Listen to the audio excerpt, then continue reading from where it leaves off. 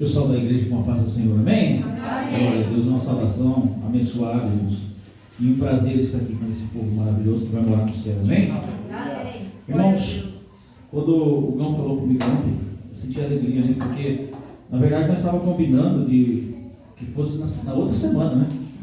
Mas aí o Gão falou, Marcinho, você não quer pregar amanhã? Eu falei, irmão, qualquer dia para mim. Glória a Deus. Então assim nós antecipamos, né? Nós antecipamos, né? Uma semana só. Mas louvado seja Deus, né? E eu vi que esse tem tema, né, nessa campanha que vocês estão acompanhando. E eu quero só ler o verso 6 aqui do capítulo 12, para nós entrarmos na palavra que diz assim: exultai e júbila, ó habitantes de Sião, porque grande é o Senhor de Israel no meio de ti. Amém. Feche os seus olhos um instante em nome de Jesus. Senhor nosso Deus e Pai, Obrigado. Todo-Poderoso, fala conosco, Senhor, pois eu tenho certeza que a tua palavra, Senhor, já está colocando alegria nos nossos corações. E eu tenho certeza que nós não sairemos daqui hoje, Senhor, sem ouvir tudo aquilo que o Senhor tem para nossas vidas. Amém? Pode se colocar no seu lugar, glorificando o nome do Senhor. Amém?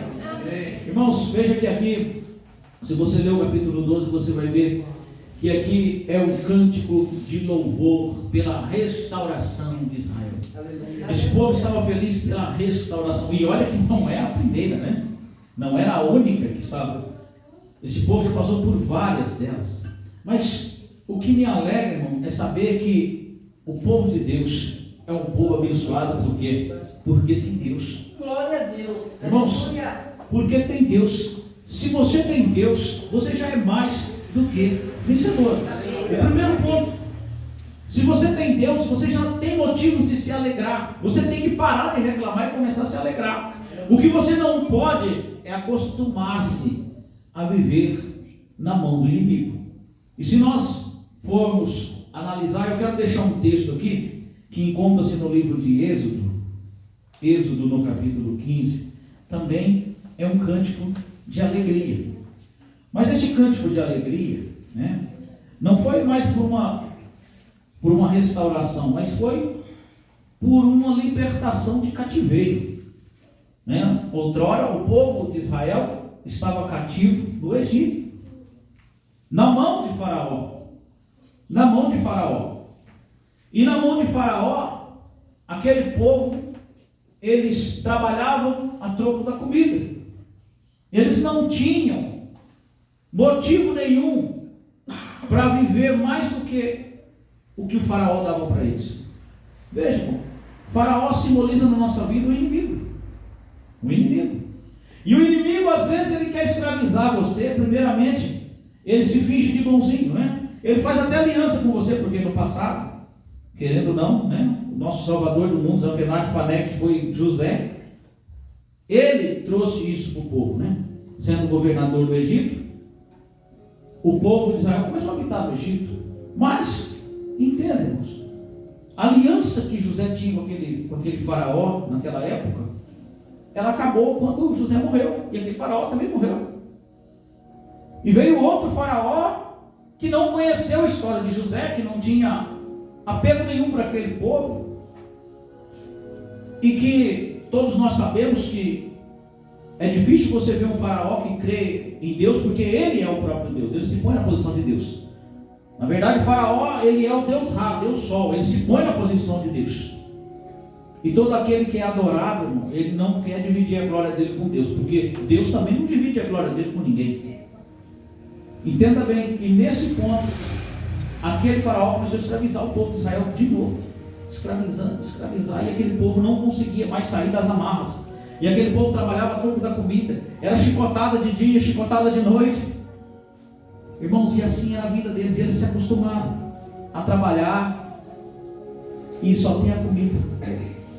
Tanto que chegou um dia que Deus então levanta um libertador, Moisés. Aleluia. Né? Um príncipe, você já conhece a história, foi criado pela filha do faraó, mas cometeu um crime, teve que ir embora. Depois de 40 anos ele volta, e ele volta agora amando do Senhor.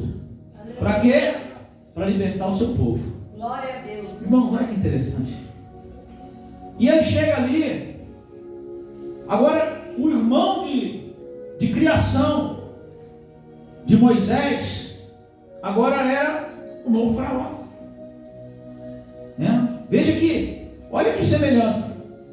Moisés tinha ali os seus 80 anos, o seu irmão também, porque os dois foram criados juntos. Só que um era da linhagem real e o outro era hebreu. Só que agora os dois estavam frente a frente ali. Só que um, servo de Deus Altíssimo, e o outro, o Deus Ra. Entendemos? É motivo de se alegrar toda vez que você fala assim: olha, eu estou na presença de Deus, como a Simone acabou de mencionar aqui. A gente para um pouquinho e já esfria, mas quando você volta, irmão, você já fica, volta com alegria. Porque se você está na presença do Senhor, é motivo de se alegrar. Por quê? Porque você está junto com Deus forte, o poderoso. Irmãos, pode se levantar o que quiser. Vai ter luta, vai dar trabalho para você, vai ter noites que você vai ficar preocupado, orando a noite inteira, vai. Mas a vitória é sua, em nome de Jesus. Eu fico vendo Moisés ter que confrontar o seu irmão. E ele chegou lá e falou: olha, eu vim aqui a mando de Deus. E Deus mandou dizer para você o seguinte, que é para você libertar o povo. Que povo? O povo hebreu. Esse povo não é seu. Esse povo pertence ao Senhor. E é para você libertar todos eles. Só isso? Não. Você vai libertar e vai fazer acerto com este povo. Tudo que é de direito deles você vai ter que dar. Tintim por tintim. Este povo não é seu. E ele não vai ficar aqui. Irmãos, veja que para o faraó aquilo soou como uma afronta. Peraí, quem é esse teu Deus para afrontar a mim? Você esqueceu quem eu sou? Eu sou o Deus Sol. Eu sou o Deus deste povo aqui. Você não pode fazer isso. Irmãos, veja, o faraó ali estava querendo medir força com Deus. Quem é o homem para medir força com Deus? Quem é o homem? Quem é as pessoas para querer afrontar o exército de Deus vivo, irmão? Quem é aquele que pode afrontar o teu Deus? Esse problema que você está enfrentando, quem é esse problema para afrontar o teu Deus? Aleluia. Essa situação que você está vivendo, quem é essa situação para afrontar o Deus que você tem? Esse tempo difícil, essa tempestade, quem é para afrontar o Deus que você serve? Tudo que você precisa é crer naquele que te enviou. Aleluia. Olha Moisés. Moisés, irmão, ninguém tinha visto nada até agora. O único que tinha visto alguma coisa foi Moisés, que ele viu uma sarça ardendo em fogo ali, ele falou com ela. Foi o único que viu alguma coisa até então. Mas Moisés andava com um cajado. E o faraó ficou bravo. O faraó falou: não, você está pensando o quê, rapaz? Você entrou dentro do meu palácio para me afrontar e achando que as coisas vão ficar do jeito que você quer? Sabe que eu tenho muito poder. Moisés falou: poder tem o Senhor. Ele falou: então mostra o poder do seu Deus. Moisés falou: Senhor, e aí, o que eu faço? E agora? Deus falou: Moisés, o que você tem na sua mão? Tem um cajado, joga aí. Moisés joga o cajado e vira uma serpente. Aí o faraó fala: mas só isso você sabe fazer? Isso aí eu também faço. Ele tinha dois magos, chamados Jannes e Jabes. Ele falou: então vocês dois, cada um, joga o cajado de vocês também. E os dois jogaram os cajados e viraram serpente. Aparentemente, irmão, parecia que o inimigo estava em vantagem, não é?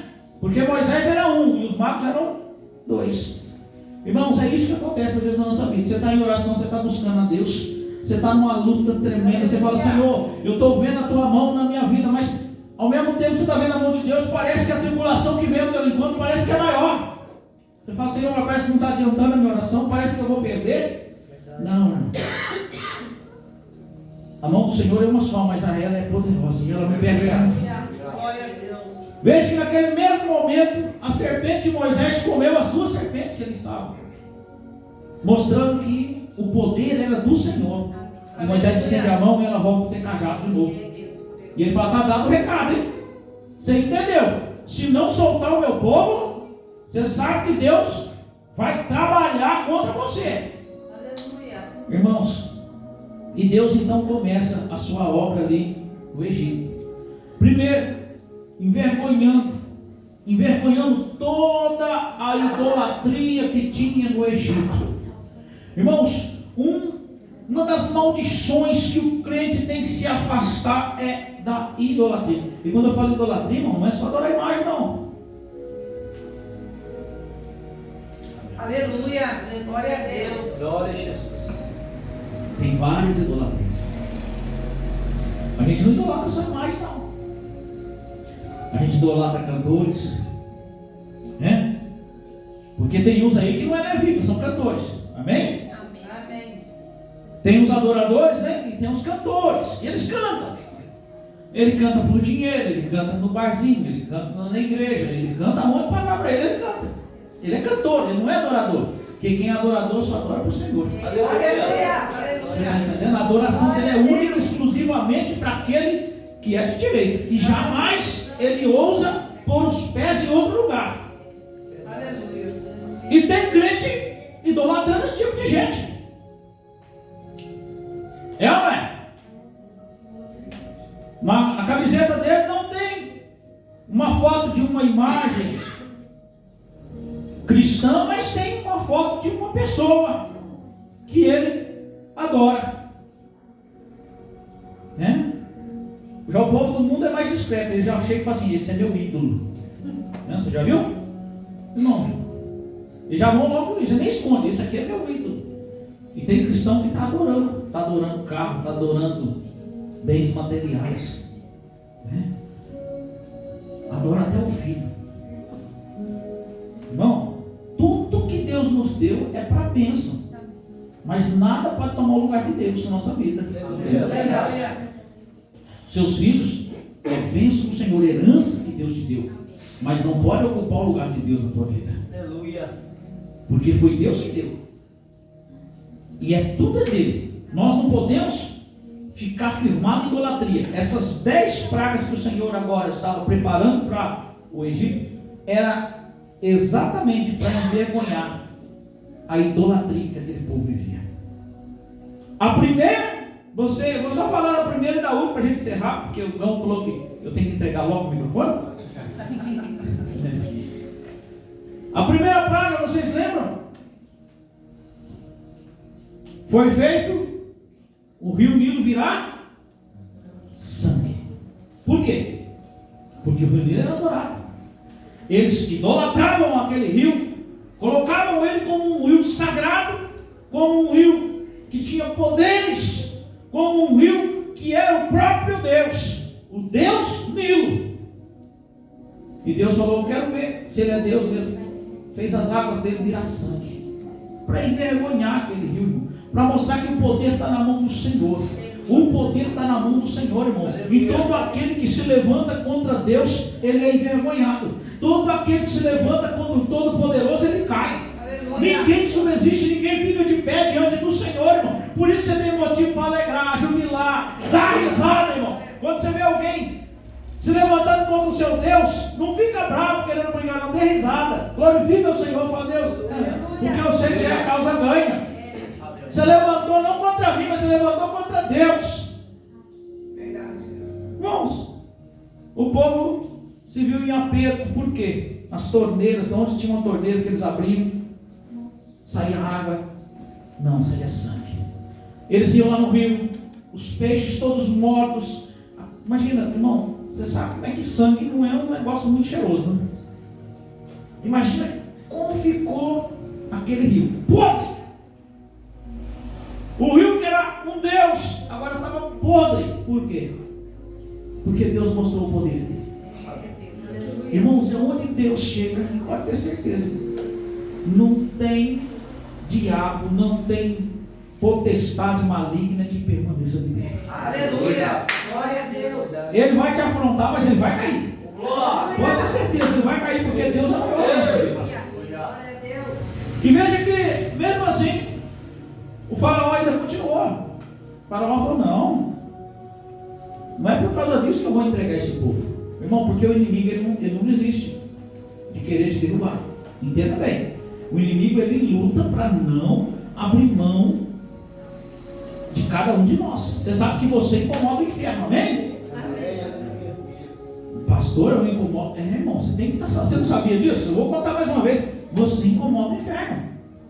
Se você ir agora ali no boteco, ali aquela turma está tomando pinga ali, cachaça, se drogando, eles não incomodam o inferno. Porque eles não são preocupação nenhuma com o inimigo, porque já está fazendo a vontade dele. Mas vocês que estão em oração, vocês que estão na presença do Senhor, você que está buscando a diferença, irmão, você incomoda o inferno. O faraó se incomoda com você. E aí ele não abriu mão e falou: não, eu não vou desistir por causa disso. Não, então tá bom. Veio mais pragas: praga das moscas, praga das rãs, dos piolhos. Irmãos, choveu fogo. Olha, era tudo que você pode imaginar de ruim estava acontecendo no Egito. E mesmo assim, o inimigo não desistia.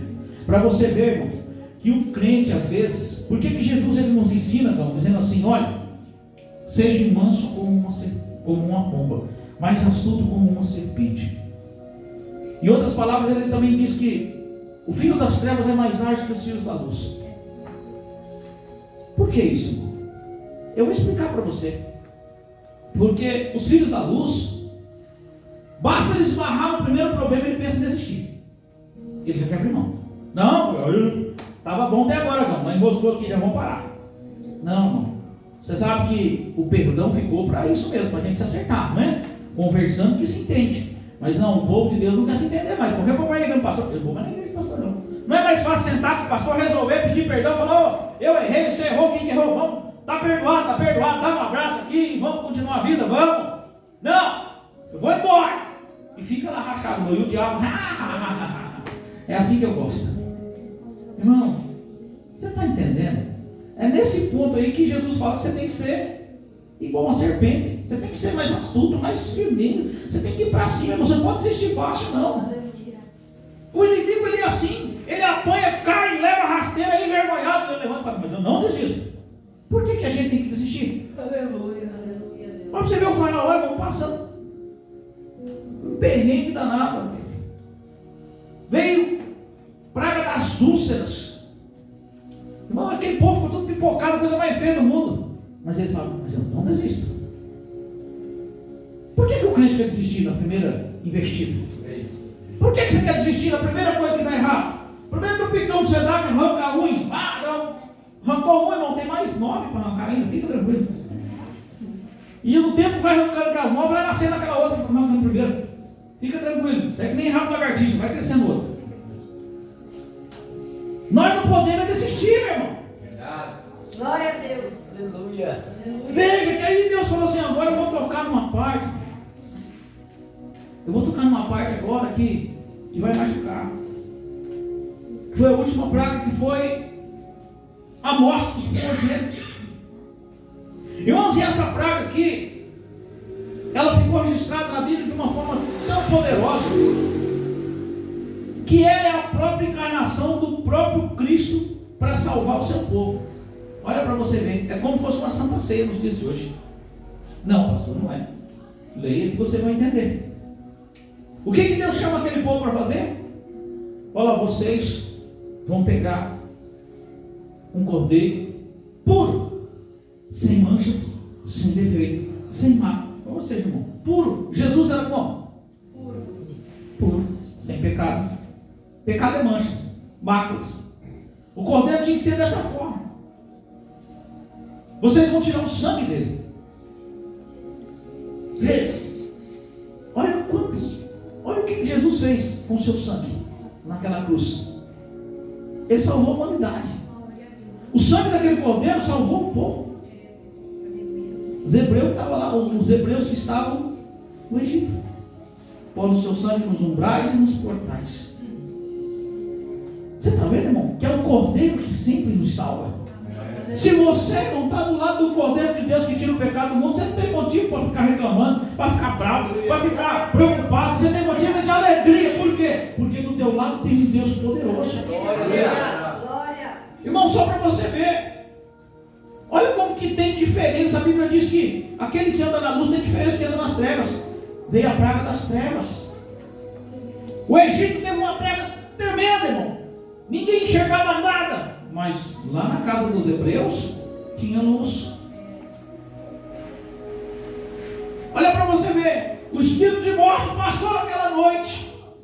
Aonde ele viu sangue, ele cortava a bola. Mas aonde não tinha o sangue do cordeiro, ele matou todo o primogênito. Animal, humano, tudo. Quando os egípcios acordaram, se depararam com a tristeza de ver o seu primogênito morto. Então o faraó falou: leva esse povo. Leva esse povo. Só que quando o povo prepara para sair, que eles saem cantando, alegrando, jubilando, irmão. Por quê? Porque acabou o cativeiro, eles estavam livres agora. Deus tinha libertado aquele povo para eles viver uma nova história. Mas entenda bem, viver uma nova história aonde? Aonde que eles iam viver uma nova história? Deus tinha uma terra prometida, mas não sabia nem para onde estava essa terra. O destino deles foi o quê? O deserto. O deserto. E eles saem cantando em meio ao deserto. Porque assim, irmão, escola de crente é deserto. Não fica pensando que Deus, ai Deus, me põe nos melhores lugares. Deus vai te pôr primeiro, irmão, você vai aprender no deserto. Porque crente folgado, irmão, ele não chega a lugar nenhum. O exército de Deus é deserto, irmão. Você tem que aprender a viver no deserto. É na dificuldade, é na escassez. É todo dia você clamando ao Senhor e Ele dando a providência que você precisa. É todo dia você orando: ô Senhor, olha, se não vir nada hoje eu vou jejuar, mas estou esperando a providência. Aí Deus fala: não, fica tranquilo, vai chegar, mas só vai chegar na medida certa, não vai vir de caminhão não. Glória a Deus, aleluia. Vai vir na medida certa. E foi no deserto que Deus levou. Só que quando aquele povo sai para ir para o deserto, Deus endurece o coração de Faraó de novo, para Faraó não desistir. Irmão, sabe o que é isso? Deus às vezes quer mostrar para nós o quanto Ele é poderoso. Você fala: pastor, misericórdia, eu pensei que aquela causa já estava ganha, eu pensei que o negócio já tinha acabado, pastor. Quando eu achei que eu estava sossegado, veio tudo de novo. É que Deus tem mais bênção para te dar. Aleluia. É que Deus tem mais bênção para te dar. O povo, quando pensou que estava sossegado, gente, agora nós estamos livres, beleza, vamos acampar aqui, fazer uma fogueira, comer alguma coisa. Eles olham para trás e só vê o poeirão cobrindo, carros, cavaleiros, e eles vêm com sangue nos olhos, irmão. Vem logo para pegar aquele povo. E aquele povo entra em desespero e começa a murmurar: ei, o Senhor nos tirou lá do Egito para nos matar no deserto. Será que lá não tinha cova suficiente para enterrar todo mundo e trazer para cá? O povo de Deus é assim. Basta uma coisinha começar a dar errado ou preocupar ele já começa a pôr Deus na história, né?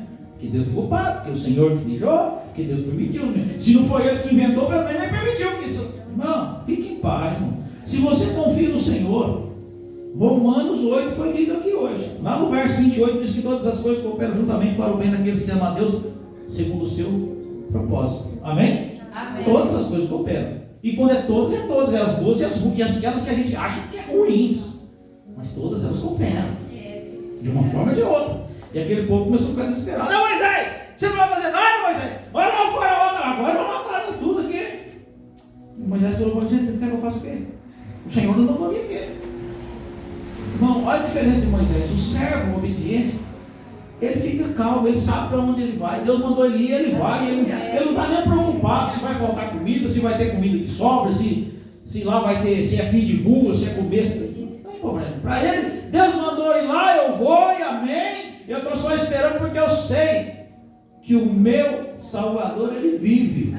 Ele continua operante na minha vida. Eu não quero saber o que eu vou encontrar lá. Eu quero saber que de uma forma ou de outra, Deus, Ele está comigo e a vitória vai vir em nome de Jesus. Aleluia. Irmão, você sabe qual é a preocupação nossa? Eu vou falar assim, não é preocupação, é um defeito nosso. A gente quer saber das coisas que só Deus sabe. Você já observou isso? Que o crente quer saber das coisas que só Deus sabe? Irmão, Ele só deixou para nós o que está registrado na Bíblia Sagrada. E Ele falou que tem coisas aqui que não é necessário a gente saber. Pastor, como assim? Ele diz: olha, assim como o céu é mais alto que a terra, os meus pensamentos são mais altos que os teus pensamentos. Por que você quer entender os pensamentos de Deus? Por que você quer entender os planos de Deus que você... Irmão, você tem poder de olhar e enxergar através daquela parede ali? Quem consegue ver o que tem atrás daquela parede? Aleluia. É por isso que nós confiamos no Senhor. Amém. Porque eu não sei, mas meu Deus sabe. Papai. E se ele fala para mim, pode ir, que eu sei o que tem atrás daquela parede, e é bênção. Irmão, eu vou crer que é uma bênção que está atrás daquela parede. Eu não quero nem saber o que tem lá atrás. Porque eu não preciso enxergar o que tem atrás da parede. Eu preciso confiar no que Deus falou para mim. Veja que quando a gente aprende a confiar no que Deus fala, irmão, pode ter certeza, mais cedo ou mais tarde você vai cantar o hino da vitória. Glória. Aí Moisés falou: Senhor, o que eu falo com esse povo? Me dá uma luz aí. Deus falou: Moisés, por que vocês clamam a mim, Moisés? Fala para esse povo que marche, toca esse cajado nessas águas aqui, vai abrir, você vai embora. Irmão, o caminho do crente, quem prepara é o Senhor, irmão. Aleluia. A gente está achando que a gente vai chegar ali e o caminho está tudo aberto na nossa frente. Não, irmão. Conforme você vai chegando, Deus vai preparando o teu caminho, querido. O que você não pode é parar na tua caminhada. Você não pode parar na tua caminhada, por quê, irmão? Porque Deus te chamou para você ir além. Salmo 119, verso 105 diz o quê? A tua palavra é luz para os meus pés agora, mas também é luz para os meus caminhos. Ela ilumina o que eu estou vivendo hoje, mas ela também vai iluminar o que eu vou passar amanhã. E tudo isso vem da direção da palavra de Deus, irmão. É por isso que eu tenho que me apegar a essa palavra, comer dela e acreditar nela, porque senão eu não vou me alegrar, senão eu não vou cantar ainda a vitória de jeito nenhum. Eu só vou ficar reclamando. Por que tem irmãos que ficam na igreja 200 anos da igreja, ele só vê os outros contando testemunho, falando de bênção, e ele já não fez nada na minha vida? Você também não tem coragem de fazer nada que Deus manda? Quando Deus fala vai, o índio do Senhor é interessante, irmão. Vai, eu tenho que ir. Aleluia. Vai, eu não estou vendo nada, vai, um monte de água, eu vou morrer afogado. Vai, que ele vai se abrir. Você está entendendo, irmão? Ali é um passo de fé. Aleluia. Deus fica bravo com Moisés. Falou: Moisés, vocês estão clamando a mim por quê? Eu já dei a dica para vocês. Vai embora, toca seu cajado nas águas, vai se abrir, vocês vão passar. Mas vocês precisam ir em direção ao mar. Não espera o mar puxar vocês para dentro. Não, é vocês que têm que ir. Você está entendendo, irmão? Aleluia. É o crente que tem que ir em direção ao mar, não o mar em direção a você. Aleluia. Senão você não vai ver o caminho. Porque Deus já deu a dica. Aí aquele povo vai. E as águas foram abrindo, irmão, de uma certa maneira, que a Bíblia é bem clara em dizer: o povo passava seco. Mas não ficava nem barro, irmão. Não tinha nem lama para eles dar uma patinada ali, não. Seco. O fundo do mar estava seco. Aleluia. O povo passava, ó, com a tração em dia, segurando firminho ali. Não escorregava, não. E quando aquele povo estava terminando de passar do outro lado, o faraó chega, com todo o ímpeto, com toda a raiva. Deus fala: Moisés, toca nas águas de novo. Porque esses inimigos que vocês estão vendo hoje, nunca mais. Glória. Glória a Deus. Aleluia. Incluindo o irmão Moisés, viu? Incluindo o irmão de Moisés. Esses que vocês estão vendo hoje, nunca mais vocês verão. Aleluia. Irmão, e as águas se fecharam. E ali foi carro, cavaleiro, cavalo, roda, foi tudo. Até hoje está lá no fundo. Pastor, mas será que até hoje, irmão? Só para você entender, eu não sei quem que estuda aí, quem já pesquisou. No começo deste ano de 2025, os arqueólogos encontraram no fundo do Mar Vermelho uma roda de carroça medieval. Vocês podem imaginar o que é isso? De quem que vocês acham que é essa roda aí? Explica alguma coisa, não? Talvez você poderia pegar na dúvida. Será que essa aqui era do faraó? Não sei se era do faraó, mas que era do rebanho dele. Só para você entender, irmão, que eu digo que Deus faz, Deus faz. E esse povo, quando o mar se fecha, as águas nivelam de novo, irmão, vem aquela calma. Você já sentiu, irmão, aquela sensação de calma, de calmaria, de paz, de que o pior já passou e você está em paz? Aleluia. É isso que Deus tem para Glória a nós. Deus. Glória a Deus. Você vai olhar para trás e falar: meu Deus, acabou a perseguição, Senhor. Pelo menos, eu não sei amanhã, Mas pelo menos de hoje para tarde, agora eu vou só comemorar. Aleluia. Aquela água se acalmou, não viu um faraó, não viu ninguém, irmão, mas nem um chapeuzinho apontou a cabeça na água. Todo mundo quietinho. Aquele povo falou: gente, prepara aí os tamborins, todos os instrumentos de música que agora nós vamos glorificar, exaltar o Rei dos Reis. Nós vamos cantar cânticos de louvores, porque o Senhor nos libertou da mão. Glória a Deus. Aleluia. Irmãos, talvez hoje você chegou aqui dizendo: pastor, eu não tinha nada a fazer em casa, vim para o culto, né? Não, vem glorificar o Senhor, porque Deus te libertou da mão. Deus te libertou da mão, irmão, do inimigo que nos prendia no Egito, que é este mundo perdido, né? E muitos hoje, Simone falou muito bem aqui, viver no mundo, irmão, é difícil porque é muito prazeroso. E aí você vem para Cristo e fica com vontade de comer as cebolas, né? Os alhos porosos.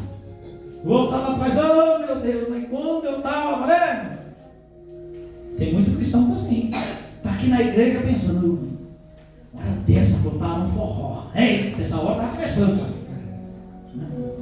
Irmão, o Egito já ficou para trás.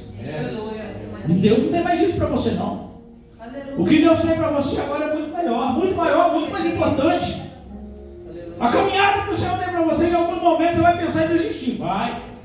Porque Deus não foge, irmão. Deus não foge soldado ruim. Deus só foge soldado no fogo. Aleluia. Tem o soldado de ouro, o soldado de prata e o soldado de bronze. E o de latão. Qual que você é?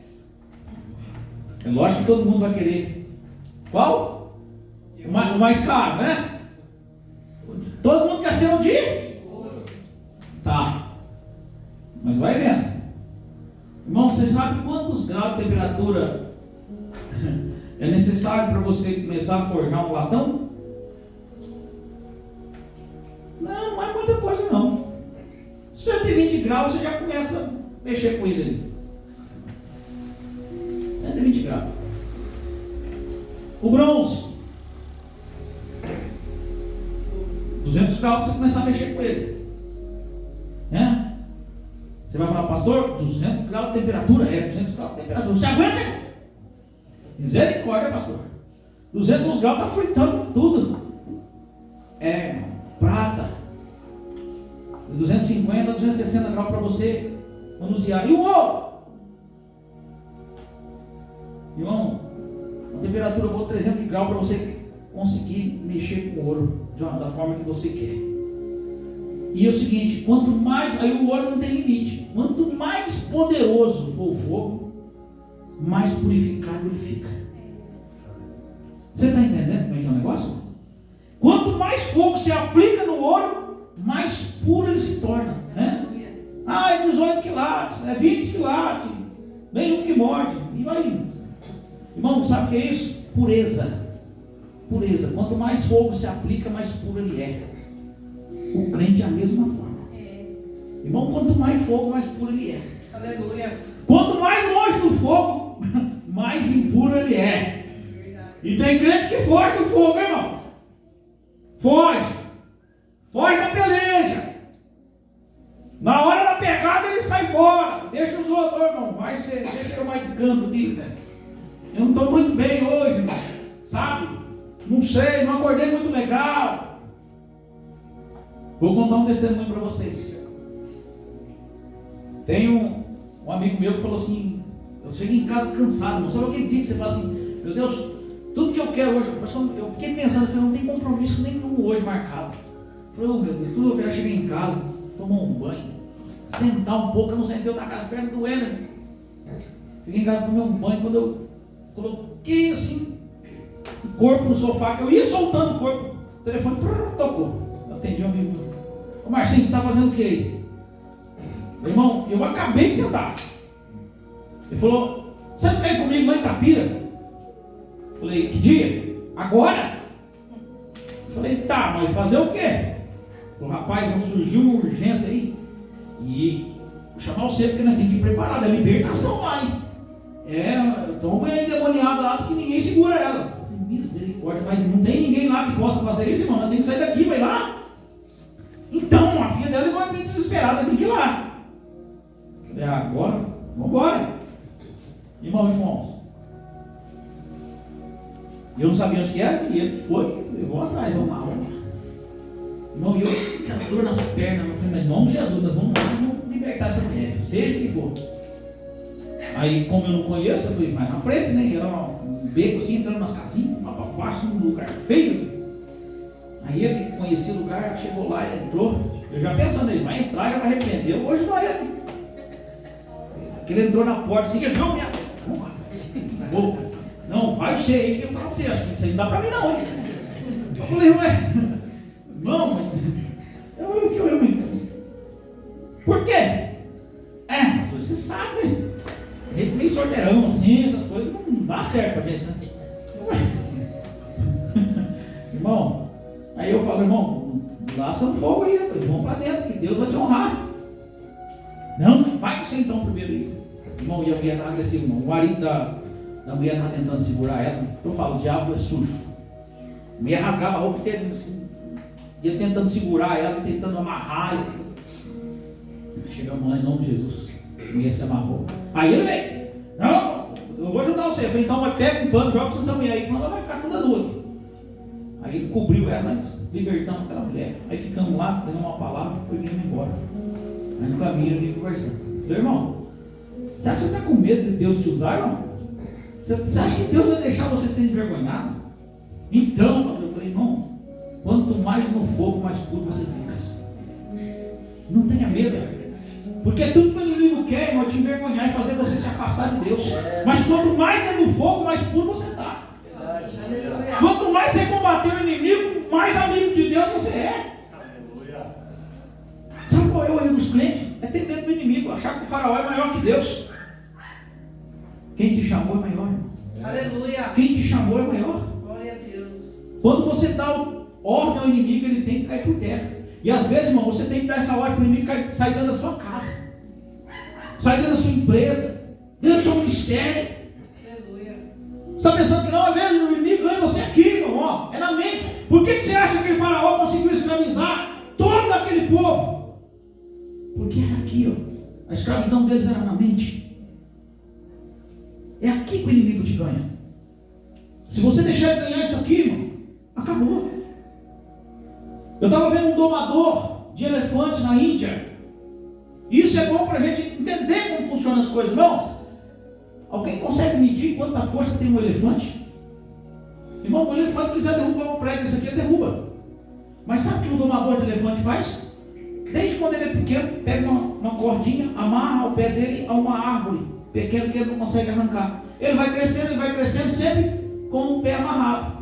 Mesmo que ele é grande, quando ele puxa, ele sempre dá uma seguradinha, ele não faz força, porque na cabeça dele, ele não tem força para arrancar aquela árvore. Mas se o elefante soubesse a força que ele tem, nada seguraria ele. Assim é o cristão, irmão. O inimigo põe na sua cabeça que você é um derrotado, que você não pode vencer, que você já é dele, que você não tem força para lutar contra isso, que a realidade é essa mesmo. E você às vezes quer retroceder. Quando na verdade, se você soubesse o tamanho do teu Deus, a força que você tem perante Deus, você botava esse inimigo para correr a 3x2. Aleluia. Aleluia. Aí você fica, não, mas é melhor não mexer, né? Que vai que mexe pior. Irmão, nós estamos em guerra. Quem aceitou Jesus é inimigo de Faraó. Nós não podemos aceitar, irmão, viver sempre de acordo com aquilo que Faraó quer. Se você voltar lá no livro de Gênesis, hoje foi falado sobre o livro de Gênesis, e nós vamos ver falar aqui sobre Abraão, mas nós vamos ver se fala também sobre Isaac. Veja que tanto Abraão como Isaac passaram duas situações que nos mostram que os cristãos sempre vivem isso. A Bíblia diz que Abraão passou necessidade, e ele foi até o Egito para conseguir comida, para conseguir terras, para conseguir sobreviver. O seu filho Isaac passou a mesma coisa, só que Deus, conhecendo o coração de Isaac, a Bíblia diz que ele estava numa terra seca. Quando ele pensou em descer para o Egito, o que Deus fala para ele? Não desças ao Egito, fica na terra que eu vou te mostrar. peregrina nela, trabalha nessa terra aí, que é nessa terra que eu vou te abençoar. Irmãos, entenda bem, a hora que bate a necessidade do cristão, logo ele pensa, muito glória aqui comigo, Faraó, eu vou atrás do Faraó, vou falar para ele, deixa eu trabalhar para você e comer, né? Rapaz, não tem lugarzinho para a gente trabalhar aí, só para a gente plantar um canteirinho de cebola, não? Irmão, o teu Deus é maior do que tudo isso. Não se renda. Não se renda. A hora que bate a situação, você pensa, meu Deus, eu vou desistir, eu vou voltar para trás. Pelo menos lá eu tenho que comer, né?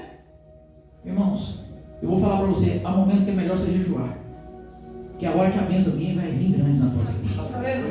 É melhor esperar o Senhor te abençoar. A Bíblia diz, só para a gente finalizar, que Isaac então planta naquela terra. Ele acreditou e Deus multiplicou a vida dele. Deus fez tudo que ele plantava, deu 100 por 1. Enriqueceu ele de uma forma que os inimigos olhavam para ele e invejavam ele. Por quê, irmão? Porque ele ousou acreditar na palavra de Deus. Eu quero falar para você, irmãos. Cante, louve, exalte ao Senhor. Por quê? Porque a tua vida vai ser certa. Mas uma coisa eu te digo, não desças ao Egito. Jamais. Meu irmão falou aqui que era do crime. Não desças ao Egito. Jamais, irmão. Nem para pedir um conselho, nem para pedir um copo d'água. Estou com sede, vou tomar água. Não. Espera no Senhor que Deus vai te servir. Deus vai te abençoar. Deus pode ter certeza, assim como ele fez com Jesus. Jesus estava jejuando 40 dias, 40 noites, o inimigo tentou de todas as formas. Mas Jesus esperou no Senhor e os anjos vieram nos servir. Deus, ele vai enviar os dele para te servir e você vai ser abençoado no seu tempo determinado. Mas não queira fazer aliança com o inimigo. Se alegre sempre no Senhor teu Deus, porque ele vai te libertar. Ele vai reconstruir aquilo que o inimigo um dia destruiu na tua vida. Pode ficar tranquilo. Porque o que Deus começou, Ele vai fazer. Amém. E a tua alegria sempre vai ser plena na presença do Senhor. Irmão, você tem o maior tesouro de todos, que é Jesus. Amém. Você permaneça na presença dEle e Ele em você. E a alegria sempre vai ser plena na tua vida. Glória a Deus. E que eu quero dizer para você nesse dia: não inveje o ímpio, porque o ímpio inveja você. Aleluia. Pastor? Ele inveja você. E você vai ter inveja de quem não tem a presença de Deus? Irmão, se enche do poder de Deus a cada dia mais. Seja purificado no fogo, cheio da presença de Deus. Transmita isso para as pessoas. Deixe as pessoas saberem que você é de Deus. Quando vir uma proposta decente, você fala: não quero, porque o maior é Deus na minha vida. Amém. Mas você vai ver, você vai se arrepender. Não vou, porque o maior é Deus na minha vida. Pode ter certeza, não importa de onde você veio, o maior é o meu Deus. E não adianta ameaçar, porque eu não tenho medo. Deus continua sendo o maior na minha vida. E é Ele que me dá a vitória, hoje e para todos sempre. E você que crê, aplauda essa palavra bem forte. Estamos de pé. E quero agradecer a oportunidade no nome de Jesus. Amém? Amém. Glória a Deus. Glória a Deus. Deus abençoe, pastor Márcio.